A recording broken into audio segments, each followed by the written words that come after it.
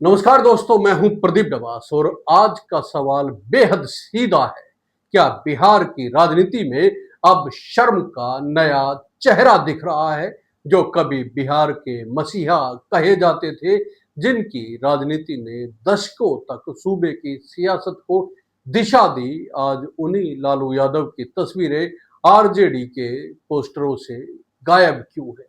क्या लालू यादव अब अपनी ही पार्टी के लिए बोझ बन चुके हैं या फिर कांग्रेस और आरजेडी दोनों मिलकर एक नए राजनीतिक रिब्रांडिंग की साजिश में है ताकि जंगल राज की याद जनता के दिमाग से मिटा दी जाए।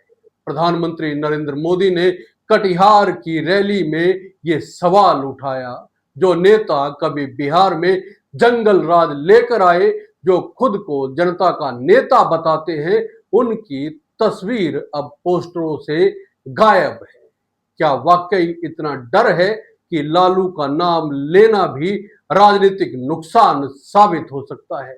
बिहार चुनाव में अब हर दिन नए बयान, नए तंज और नई बहस जन्म ले रही है। कटिहार की रैली में पीएम मोदी ने जिस अंदाज में कांग्रेस और आरजेडी पर हमला बोला, उसमें सिर्फ राजनीति नहीं बल्कि गहरी रणनीति भी छिपी हुई थी। मोदी ने कहा कि आरजेडी और कांग्रेस के बीच खींचतान इतनी गहरी है कि अब वो एक दूसरे के खिलाफ पोस्टर पॉलिटिक्स खेलने लगे हैं।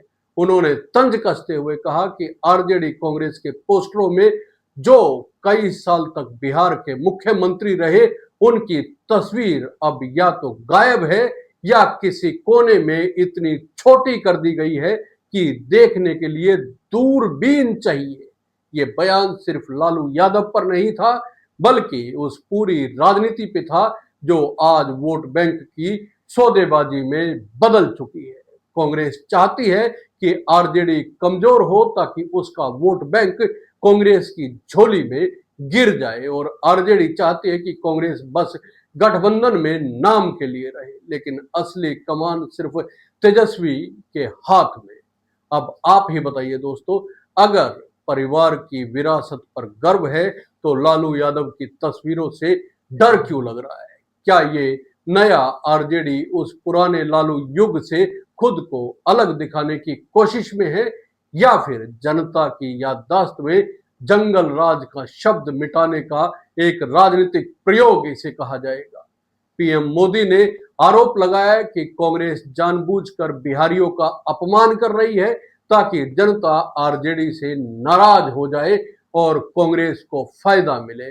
उन्होंने कहा कि कांग्रेस के नेता बिहारियों को गाली देते हैं ताकि आरजेडी को सजा मिले और फिर कांग्रेस उसके वोट बैंक पर कब्जा कर ले। ये एक बड़ा आरोप था क्योंकि बिहार में कांग्रेस हमेशा आरजेडी के कंधे पर सवार होकर ही राजनीति करती रही है, लेकिन अब पहली बार ऐसा लग रहा है कि सवारी घोड़े पर बैठी है और लगाम कोई और खींच रहा है। पीएम मोदी ने भी यही कहा कि कांग्रेस और आरजेडी का गठबंधन दरअसल विनाश का गठबंधन है, एक ऐसा मेल जो सत्ता की भूख के लिए बना है, न कि बिहार के विकास के लिए।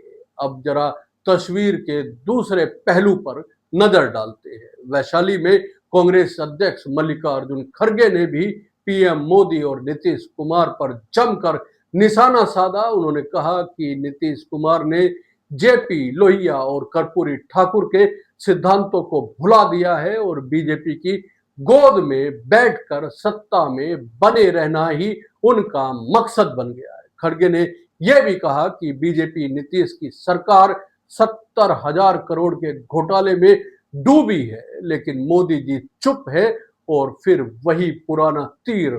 मोदी सिर्फ चुनाव के समय भारत में दिखाई देते हैं, बाकी समय विदेश में रहते हैं। अब सवाल यह है, क्या ये कांग्रेस की मजबूरी है कि वो हर चुनाव में मोदी बनाम विपक्ष का नैरेटिव दोहराती है? क्योंकि जब बारी बिहार की आती है तो वहां जनता की याददाश्त बेहद तेज है। उन्हें याद है कि किस दौर में अपराध अपने चरम पर था और किस दौर में सड़कें बनी। तो क्या कांग्रेस और आरजेडी की ये साझेदारी दरअसल साथ में लेकिन अपने अपने लिए की साझेदारी है? क्या दोनों दल अपने वोट बैंक को बचाने के लिए एक दूसरे को भीतर ही भीतर कमजोर कर रहे हैं? अब मैदान में प्रियंका गांधी भी उतर चुकी है। सोनबरसा की रैली में उन्होंने बेरोजगारी, पलायन और महंगाई के मुद्दों पर मोदी और नीतीश सरकार को घेरा। उन्होंने कहा, बिहार में नौकरी नहीं, खेती में आमदनी नहीं और कारोबारियों की कमर नोटबंदी ने तोड़ दी। लेकिन प्रियंका का भाषण दिल छूने वाला भी था और राजनीतिक रूप से निशाने पर भी। उन्होंने कहा, जो भी पैसा मिले ले लीजिए, लेकिन वोट अपने बच्चों के भविष्य के लिए दीजिए। यानी कांग्रेस अब भावनात्मक अपील के जरिए मैदान में उतर रही है, जबकि बीजेपी विकास बनाम विकास के नैरेटिव पर टिकी हुई है। सीतामढ़ी की रैली में गृह मंत्री अमित शाह ने गठबंधन को महा ठगबंधन बताया और कहा कि 14 नवंबर तक लालू राहुल की पार्टियों का सूपड़ा साफ हो जाएगा। उन्होंने महिलाओं के लिए मिलने वाले 10,000 रुपए की योजना का बचाव करते हुए कहा कि किसी के दादा में दम नहीं जो बिहार की महिलाओं को मिलने वाले पैसे को रोक ले। शाह का ये बयान साफ इशारा था कि बीजेपी अब महिला सशक्तिकरण को सबसे बड़ा चुनावी मुद्दा बनाने जा रही है। एक और भावनात्मक कार्ड खेला गया। छठी मैया का अपमान नहीं सहेगा बिहार। अब आप समझिए, जहां कांग्रेस भावनात्मक कहानी सुना रही है, वहीं बीजेपी धार्मिक आस्था और गौरव की राजनीति को हवा दे रही है। और इसी बीच सबसे बड़ा सवाल अब भी वही अटका है, लालू यादव पोस्टर से गायब क्यों है? क्या तेजस्वी यादव अब लालू इमेज से खुद को अलग करना चाहते हैं? क्या कांग्रेस का दबाव है कि जंगल राज की याद से दूरी बनाई रखी जाए, या फिर ये महज एक राजनीतिक रीब्रांडिंग है जिसमें पुराना नाम मिटाकर नया चेहरा पेश किया जा रहा है ताकि वोटर को लगे कि ये नया बिहार है? लेकिन ये खेल खतरनाक भी है, क्योंकि बिहार की जनता भावनाओं से ज्यादा तथ्यों से वोट करती है। उन्हें मालूम है कि किसके जंगल राज में या किसके राज में अंधकार था और किसके राज में बिजली आई, किसने जातीय समीकरणों पर राज्य चलाया और किसने विकास के आंकड़ों पर। तो दोस्तों, सोचिए, क्या बिहार के राजनीतिक पोस्टरों से लालू यादव की तस्वीर का गायब होना सिर्फ डिजाइन की बात है या राजनीतिक दूरी की कहानी? क्या गठबंधन अब परिवारवाद बनाम प्रतिष्ठावाद की लड़ाई में फंस चुका है? और सबसे बड़ा सवाल यह है, क्या बिहार की जनता इस बार भावनाओं में बह जाएगी या इतिहास के अनुभवों से सबक भी लेगी? पीएम मोदी ने कहा, बिहार की जनता पारखी है, वो जो कहा जाता है उससे आगे की बात समझती है।